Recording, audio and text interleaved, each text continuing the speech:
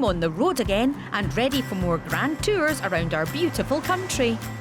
Look at the open road. I'll never forget my childhood holidays spent in the family camper van. It was a really happy time for all of us. So I'm back with my own set of wheels.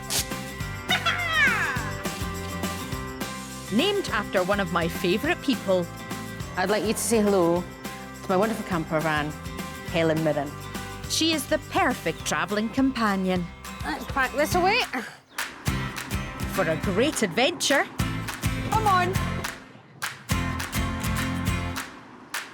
Round the length and breadth of Britain. To find beautiful places. Jeez, look at that. And hidden corners. Oh, the mystery. It's a celebration of amazing locations. It's so exciting. Both big and small. Sexy. So saddle up and join me. Bye. On my grand days out.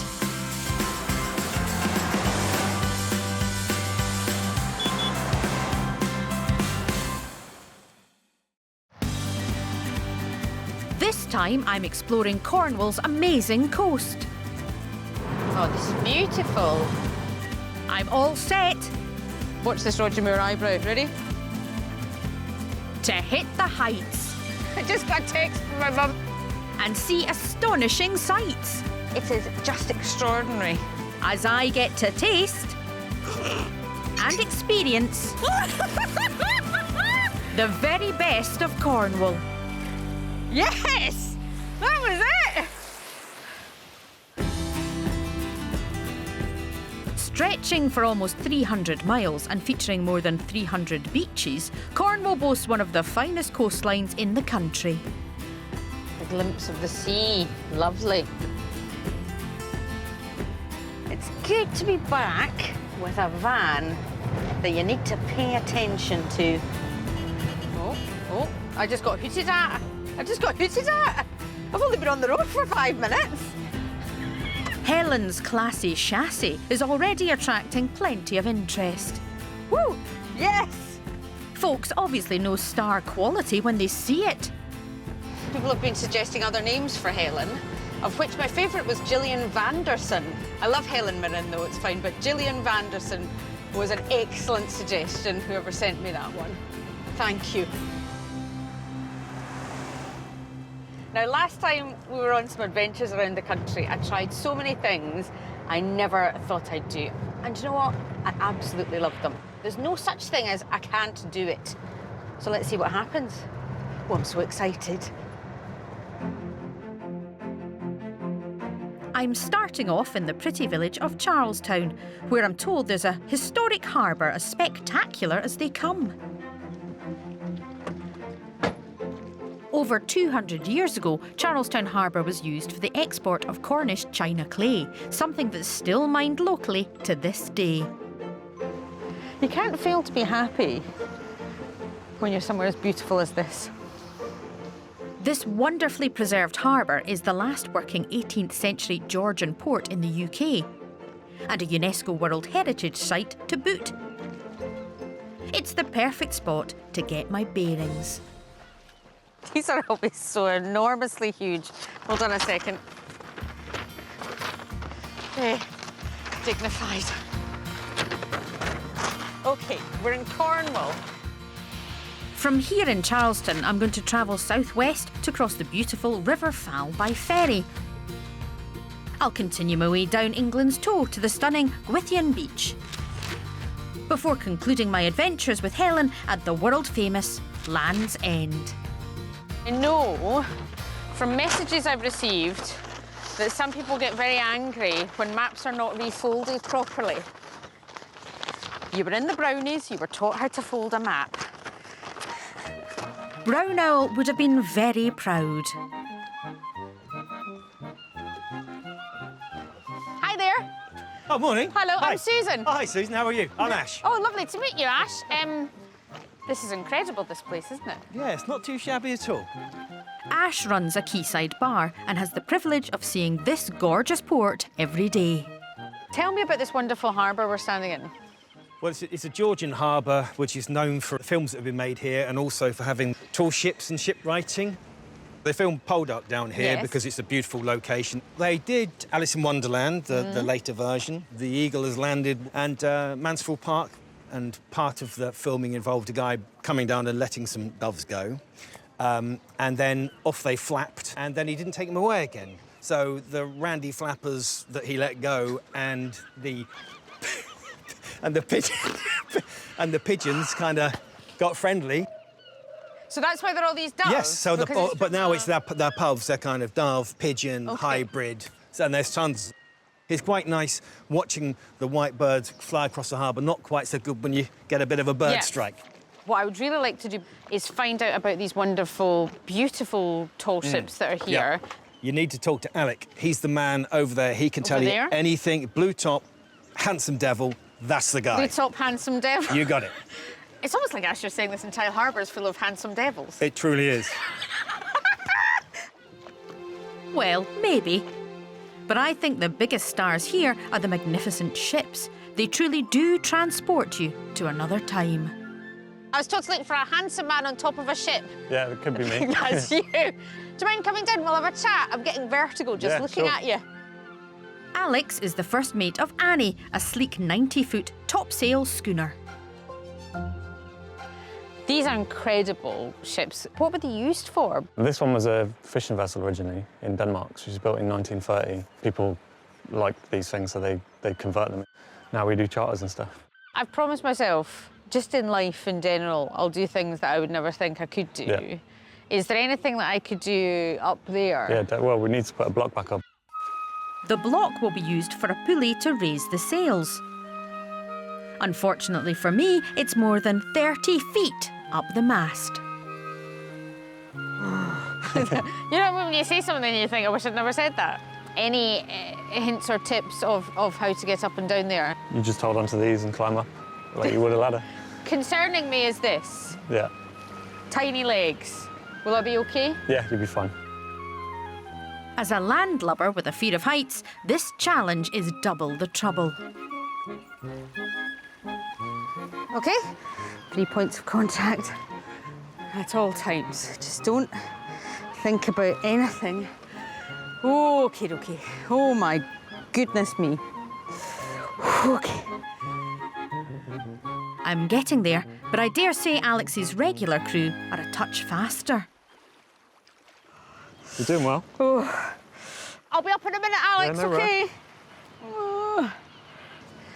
Right, now this is getting a little bit hairy. That's good, the views are worth it. Alex isn't wrong. The harbour really is a sight to behold. This is absolutely stunning up here. There's probably no need to go any further. What are you doing up there? I'm just going to reattach a block. Are you going to come and have a look? Or And that's the blocks there, isn't it? Yeah, so that's one of the blocks. There just needs to be 2 more here. OK. I'm just going to tie one on. OK, you do that and I'll watch impressed. Yeah? OK. I can't make it further up, Alex. No worries. I'm really sorry. Knowing my luck, I'll get hit by a lusty pov. I just got a text from my mum asking if I'm having a nice time. Yes, Mum! Stop texting me. There's no way I'm letting go to reply. Anyway, I doubt she'd believe where I am or what I can see.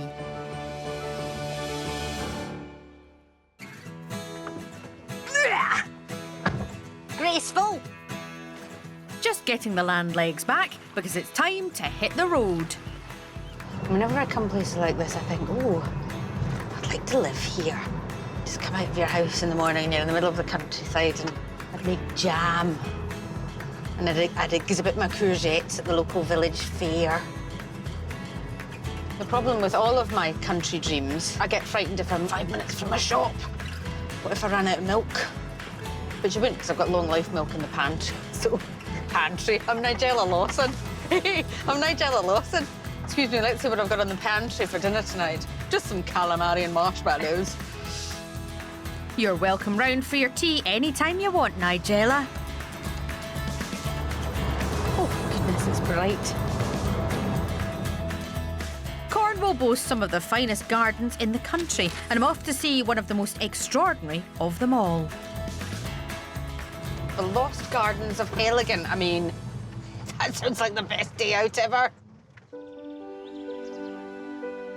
Seat of the Tremaine family for 400 years, the Heligan estate was at its most extravagant towards the end of the 19th century. Before the First World War, 22 gardeners were employed here. Sadly, many of them didn't return from the conflict, and over the years, things became increasingly neglected. But in 1990, this sleeping beauty was reawakened to become Europe's biggest garden restoration project. That's incredible.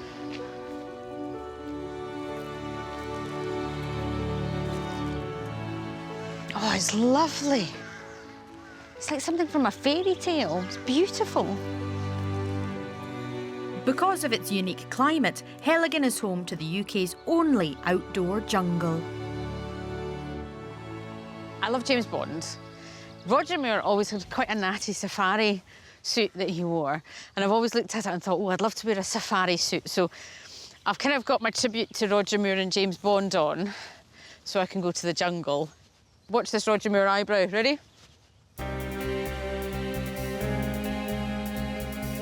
I may not run into Scaramanga around here, but I'm certainly up for a jungle adventure.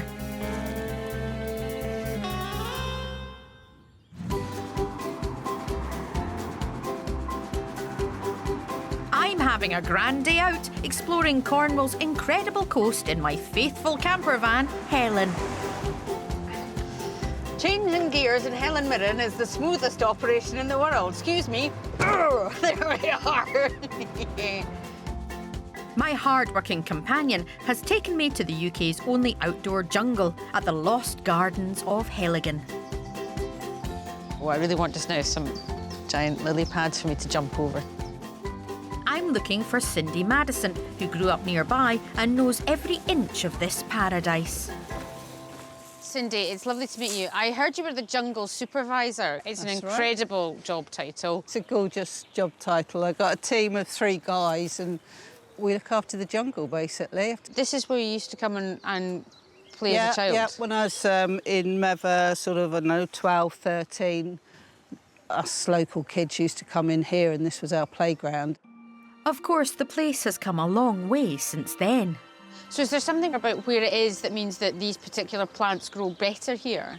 Yeah, it's a bit of a microclimate. It's got 4 small lakes, which creates that nice sort of semi-moist atmosphere. The tree ferns love it. They set seed everywhere and it gets the sun and the warmth, so it's quite rampant. Quite unlike any other garden I've been to. What is it that draws you to this place? What do you love about it? It's beautiful, it's lovely, and I think it has a feel. You can come here stressed, and it doesn't take long to lose that. I'm looking here at these ferns, and you can see the light from the water reflected, and it is the most beautiful thing. It's a natural light show. I feel bad coming to such a wonderful place and not helping you. Is there something I can help you with, Cindy? Lucky you didn't come last week. You'd have been in the bottom of the pond with 3 foot of sludge we were digging out. But that's been done now, so we can fill the pond up. There's loads to do. We're just taking this back a little bit, the old bamboo. I've got a pair of loppers here. Not sure anyone's trusted me with a pair of loppers before. Pair of loppers and I'm on it. So I take it this is kind of like, it's an ongoing job, isn't it? Never ending, of just keeping on top of things. Never ending. Have you got a big garden? No, I've not got a big garden. And I tell you something, after seeing these gardens, I've got a lot of work to do, Cindy. That's a garden for you, though, isn't it? Oh, I'm like Monty Don.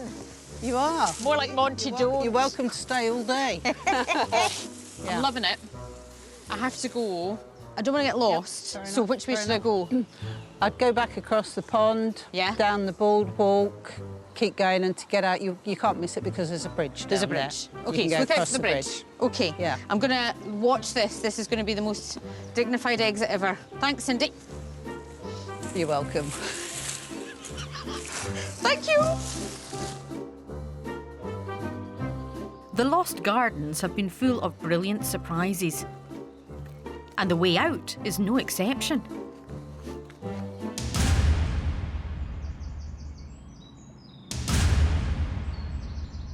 No one told me it was a rope bridge.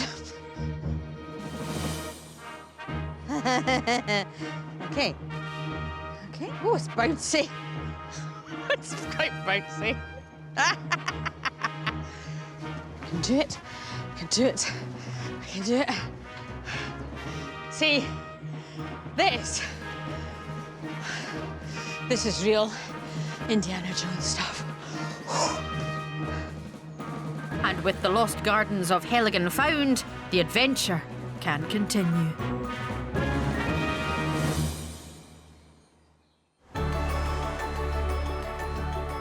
The next leg of my journey takes me to the stunning and unusual Tregothnan estate, but Helen and I will need a little help to get there.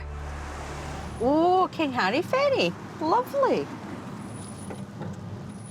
Here we go. I'm crossing the beautiful River Fal by ferry. That way Helen can get a wee rest, bless her. The King Harry Ferry is guided by chains that stretch between each riverbank and is one of only 5 chain ferries in England. Thanks. Bye. A cheerful ferryman. Making the 10-minute crossing avoids a 27-mile car journey.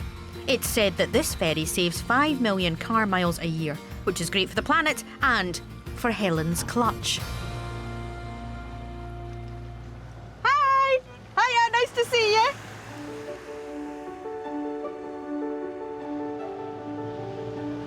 It's so nice when people wave and say hello. Hiya! Oh my goodness. Oh, Helen, you're quite the attraction. That's so lovely.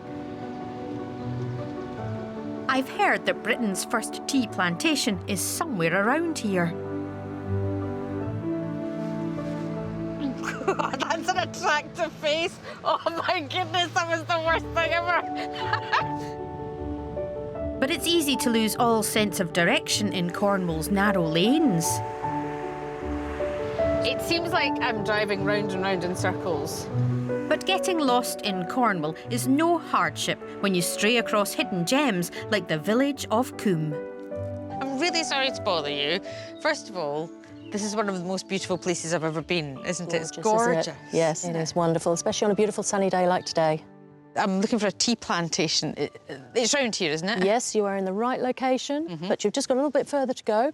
You go straight up the road here, and at the very top, turn right.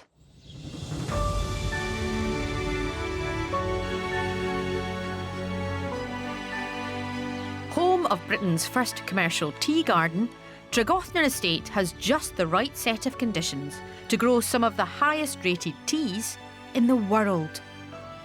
The thing that I'm really loving about this is I thought I kind of had expectations about Cornwall. But every time I turn a corner, something else happens, like a tea plantation. Jonathan Jones has worked at Tregothnan for well over 20 years. Hi, Jonathan. Why is this tea garden here? Well, we're a nation of tea drinkers, but never actually grew tea in the UK before. So this is a really special microclimate, and it's allowed us to become Europe's largest tea garden, really thanks to the water, soil pH, everything we've got. So, what part of this do you pick? Only the top 2 leaves and the buds. So you see those lovely soft new tips that are just showing there, and you pluck. You don't pick, you pluck. But what you're doing is perfect. Just snap that off. Perfect. And that's a very tiny amount, so you need to get more of that. Hang on.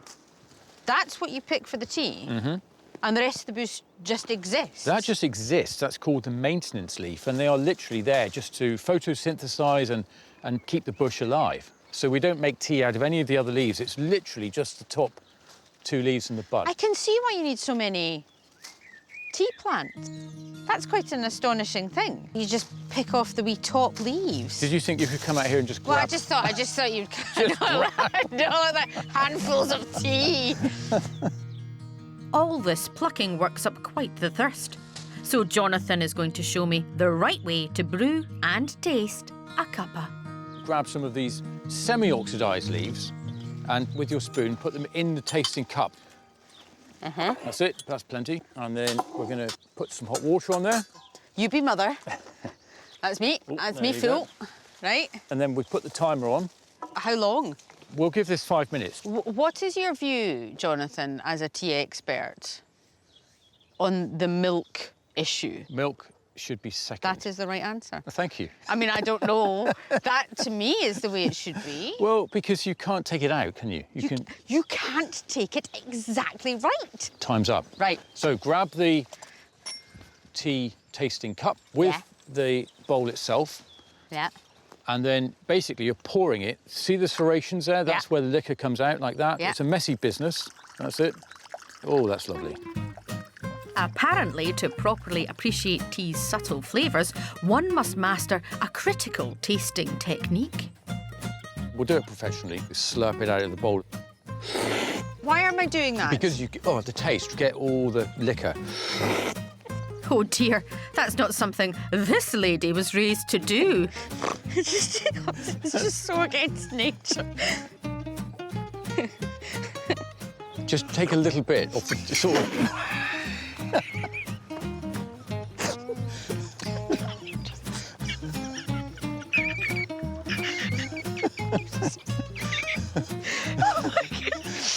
Breathing tea is all part of the experience. I've been so conditioned to not slurp anything. Better. That was better, wasn't it? Better. It tastes really lovely, though. There's a lovely taste It's quite to it. sweet. I want to have that as my ringtone. It's amazing. That was the best one. Thanks to Jonathan, I've discovered the joy of slurping.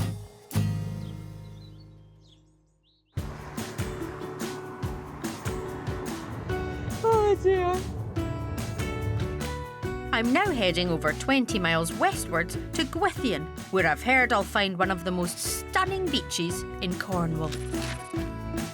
One of the first things that springs to mind when I'm thinking about Cornwall is surfing. I have tried it before, quite far up north in Scotland, and I was taught all of the moves, but we only did it on land, because I'll be honest, it was really cold. So this time, I'm gonna get in the sea, and I'm gonna try and get on that surfboard. I mean, it might not work, but do you know what? It's better to try and fail than not to try at all. I've even got my own surf instructor. Hopefully, he doesn't find me too trying. Hi, Steve. Hey, Susan, how are you? I'm good, thanks. It looks like I've come to the right place for surfing. Absolutely come to the right place. Magic. Excited? Yeah. Cornwall and surfing are intertwined, aren't they? Absolutely Why is this are. such a popular place? Well, I think first and foremost, obviously, geographically, we stick out into the Atlantic Ocean. We've got the most fantastic beaches in the country that pick up a lot of swell that comes from like, the North and Mid-Atlantic. Tell me about why it is that surfing is so special for you. You're going into this uncontrolled environment. It's, you know, riding the wave of life. You're trimming along the water, and I think that's God, what Steve, people I are love really you drawn already. to. That's amazing, riding the wave of life. I love it. I love it. What are the main challenges, then, when you're surfing? So standing up. You know, that's Yeah. probably the biggest challenge to most people, and it comes with a lot of entertainment. For me personally, as a coach, okay, and you're Okay, now hang on a second. I did not realise the purpose of this was for your entertainment, Steve. Always got to be a bit of my entertainment for sure. Top tips for surfing. 110% effort. 110%. Okay. Yep. Paddling. Paddling. Try and be as explosive as you can. Explosive. I think that's really, really key. It's not like you're getting out of bed, you know, first day back You at work don't know after how I holiday. get out of bed, Steve. I might be explosive. I'm hoping Steve's got a few tricks up his neoprene sleeves to help me make a splash. 3, 2, 1, and jump on. Perfect. Feet together, head up. Uh-huh. And we're going to go into a little bit of paddling. And a little look back. Imagine that wave is coming, explosive energy, and as soon as we've caught that wave, hands come on into what we call, silly name, but easy to remember, chicken wing position. 1, 2, 3. Drive them right up. Good. And then your right foot comes up. Off we go. And then from here, drive up. Nice wide start, knees bent. Shaka. There we go. Shaka indeed. Surfing on dry land is a breeze. Let's go. But when faced with the mighty Atlantic swell, it's an altogether different prospect. Come on, Calman. You can do it. Time to ride the wave of life. Give me a bit of warning, Steve. Give me a bit of warning. 3, 2, 1.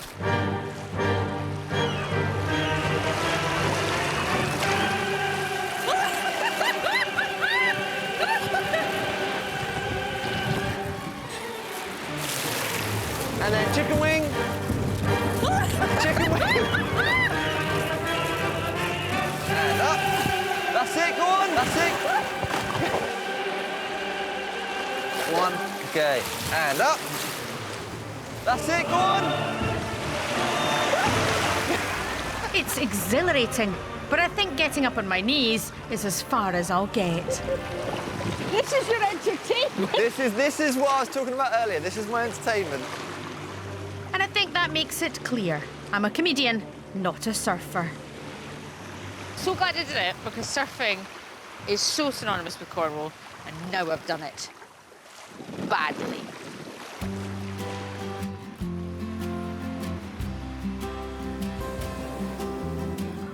Thankfully, I've got some of that Cornish tea for a nice hot cuppa. I will not slip it, because I didn't do very well last time. Oh, that's lovely. I'm going to write a postcard to my mum. She texts me every day asking what the weather's like. That is, the main family obsession is the weather. Dear Mum, the weather is amazing. Best not mention the heights, the surfing or the slurping. She'd only fret. Love, Susan.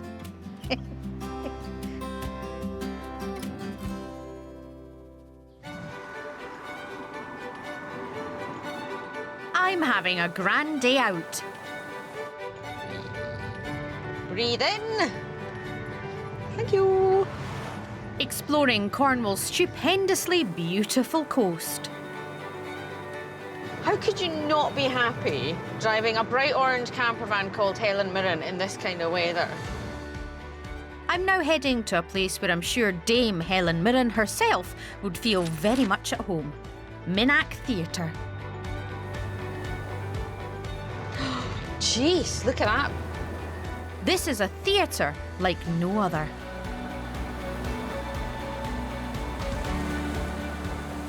Minack means rocky place in Cornish, but that didn't put off Miss Rowena Cade.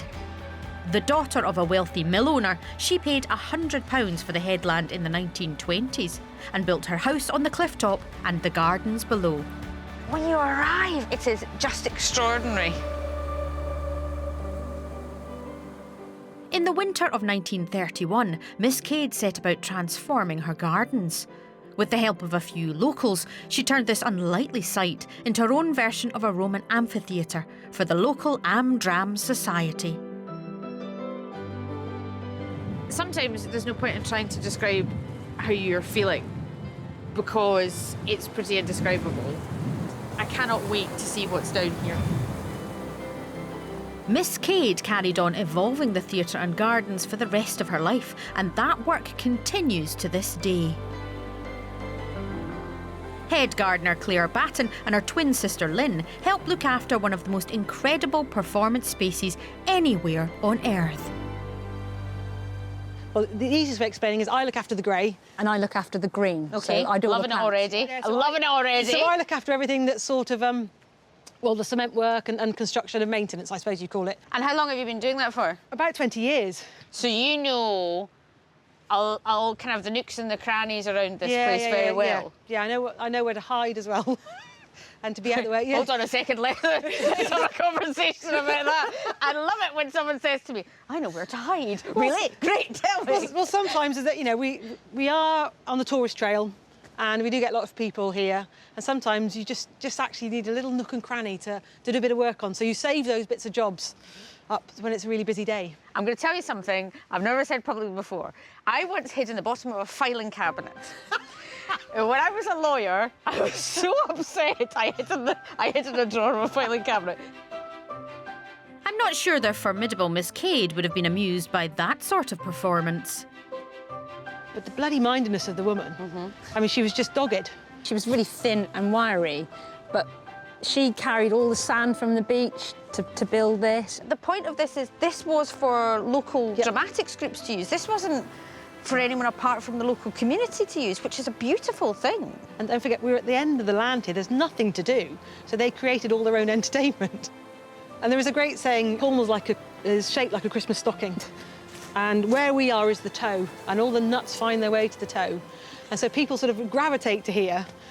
And Rowena Cade, Miss Cade, I mean, she was a determined woman, but she was quite eccentric. But she was artistic with it. I mean, all the carvings you see on all this original stuff is all her work.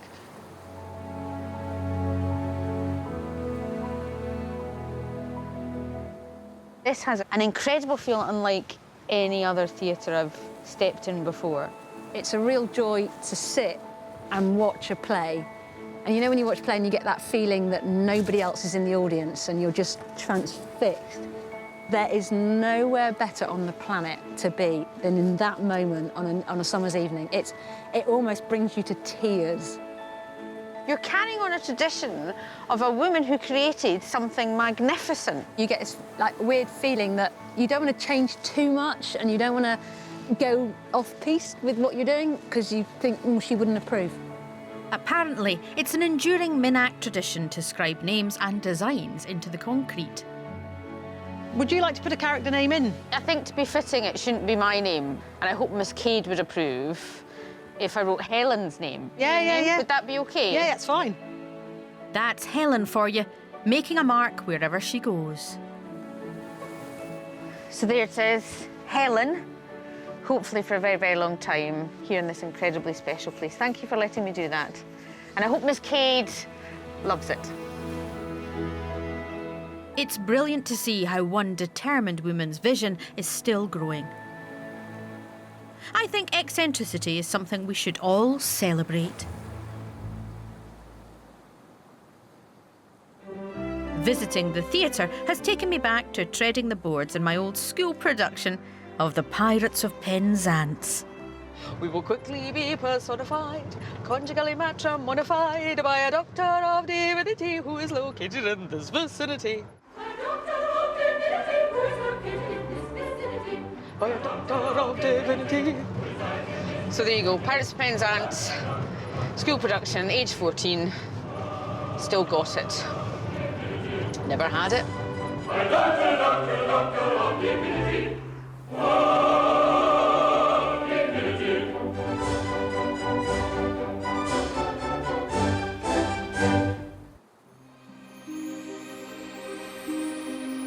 Like Minack, nearby Porthcurno Cove is a great place to put on a performance. This is pole dark country. I loved pole dark, and I think it's because I always thought of myself kind of as the female pole dark. You know, that brooding intensity. A bit more Glasgow, but you know, I mean, I think inside there's a pole dark trying to get out. It's one of those great old school romances, the hero emerging from the waves, looking for his love.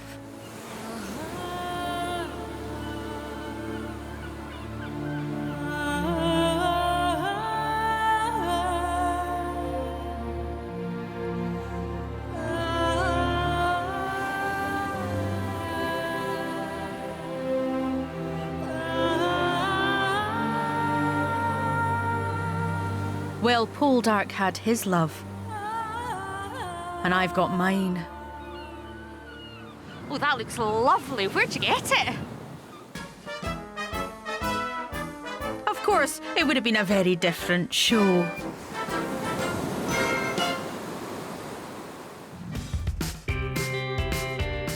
I'm nearing the end of my grand day out in super friendly Cornwall. Thank you. It's gorgeous. You can't come all this way and miss out on one of Britain's most iconic landmarks. So I'm on my way somewhere I've always wanted to go, actually, which is Land's End. I've been to John O'Groats, right up north, but I've never been here. And I recognise it from the telly. You know, you see people proudly standing beside the signpost because they've cycled or walked from John O'Groats to Land's End. I've never fancied doing that myself. I'm much less of a like a marathon-type lady. I'm more of a very short bursts of energy kind of woman. I totally admire people who've done it, but I think I'm probably happy just to have my picture taken next to the sign. Oh, and I hope there's a gift shop. I love a gift shop. Helen's been an absolute legend on this trip, and I'm sure she's glad to cross the finishing line.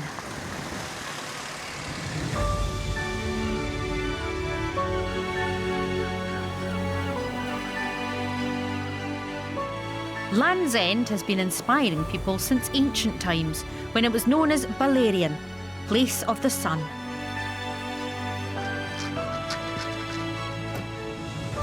This is as far west as you can travel on mainland England, and I think that's the sort of occasion that should be marked with a souvenir or two.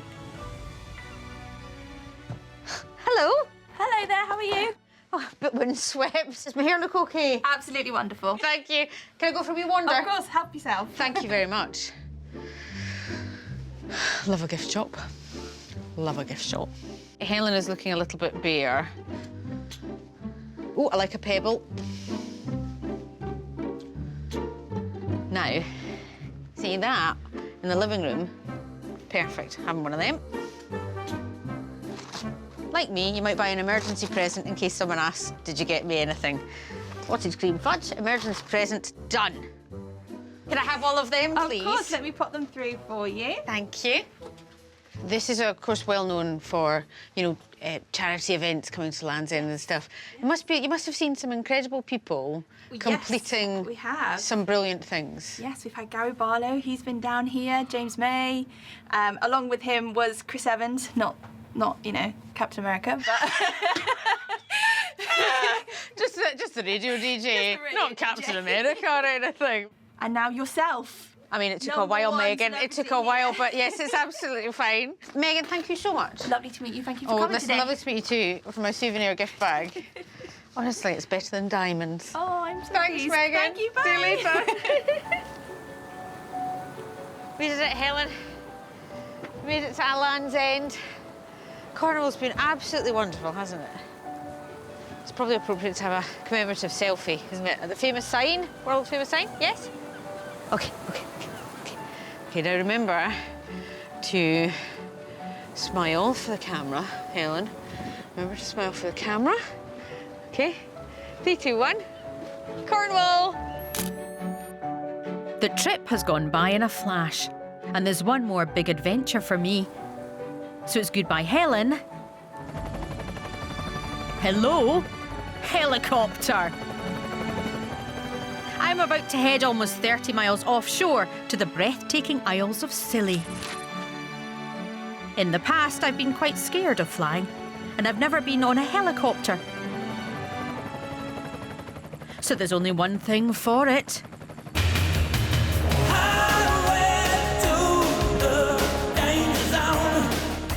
Time to channel my inner Top Gun.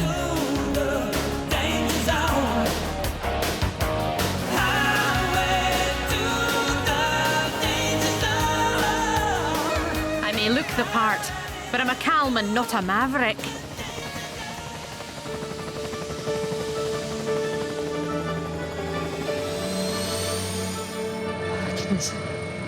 It's quite different to being in a plane. Completely different, exhilarating and emotional. Oh, wow. What a beautiful place.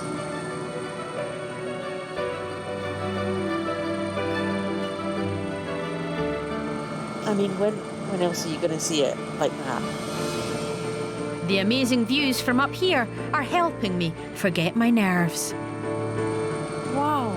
The most glorious beaches and the most stunning clear water you're ever going to see. The Isles of Scilly are made up of dozens of islands and islets, and I'm heading for the second largest, Tresco. I'm just about to land.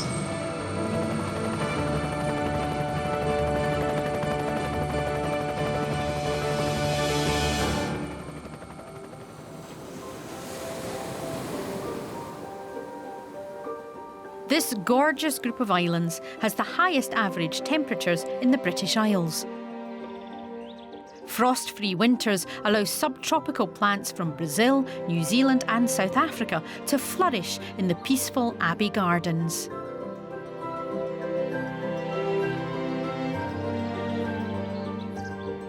The Isles of Scilly and Cornwall have cast the most wonderful spell on me. If you'd said to me a couple of months ago that I'd be climbing up a tall ship or surfing in the sea or on a helicopter, I said, no chance, not doing it. But I did it. And I don't really want to break that spell right now. So I'm just going to stay here a wee bit longer because, and I wish you could feel it, this is the softest sand I've ever felt in my entire life. I'm just going to linger here a while longer because I doubt I'd find a more idyllic spot to conclude my grand day out.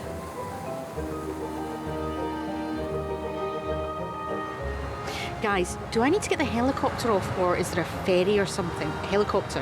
It has to be the helicopter. Okay, cool. Yeah, sure. Great.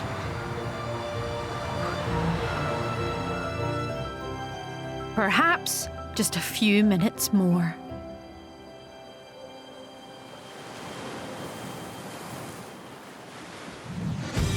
Next time. Come on, Helen. I'm adventuring round the Welsh mountains. That's extraordinary. Ever so regally.